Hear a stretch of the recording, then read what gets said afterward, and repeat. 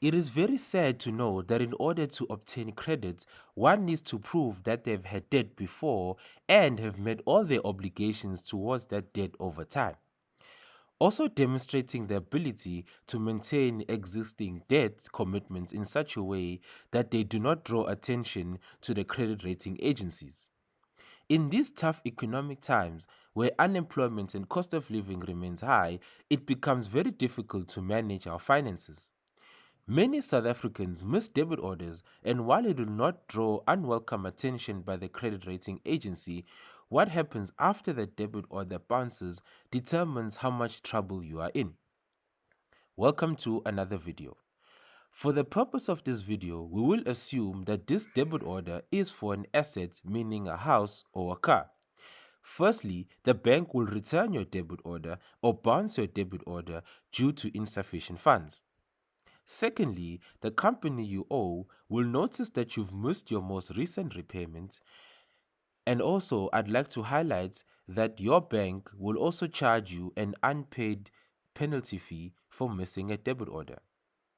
Thirdly, the service provider will contact you to bring it to your attention and give you some options. Some will request to run the debit again in the current month. Others will offer you the option to double debit you the following month. This I will term a polite engagement between yourself and the service provider, because if you meet these options, then you are clear and no further action will be taken. Number 4, if the double debit bounces, this will make it two missed payments in a row, and the engagements between yourself and the service provider begins to be a bit more serious. They will most likely demand full settlement of the two installments immediately, including other interest penalties for late payments that may be in your contract with them. Very important to read your contract, especially the terms and conditions. Also, bearing in mind that you will be charged a penalty fee by your bank for the unpaid debit order. Lastly, if you do not settle the outstanding amount, then things get a bit nasty. 1. You will receive a letter of demand and a threat. This is very critical because most companies will not just request the outstanding two installments because they requested that before, but now they might call for full settlement of the loan. Failure to repay will result in legal action. This can be repossession of the assets, or you get handed over to debt collectors, and then it's all downhill from there. It is at this last part that your credit score starts taking a huge knock.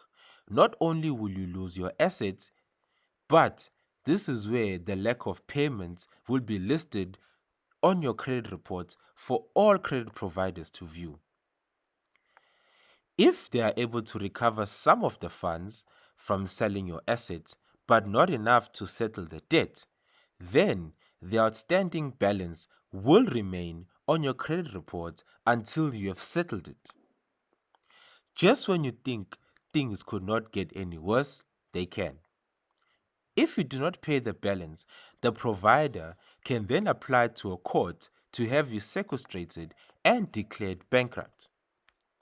This is a huge problem because then you would have to be rehabilitated financially in order for you to be declared fit for credit again. And this process takes many years. As my university professor used to say, that is how the cookie crumbles. The moral of the story: do not let any of your debit orders bounce. Catching up will be impossible. And if they are large ticket items such as houses and cars, it makes matters worse. Budgeting is critical.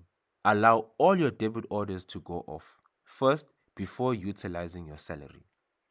And lastly, if you are going through a financial crisis, it's best to approach your service provider, state your case, and see how they can help you. Thank you for watching. and I'll see you guys on the next one.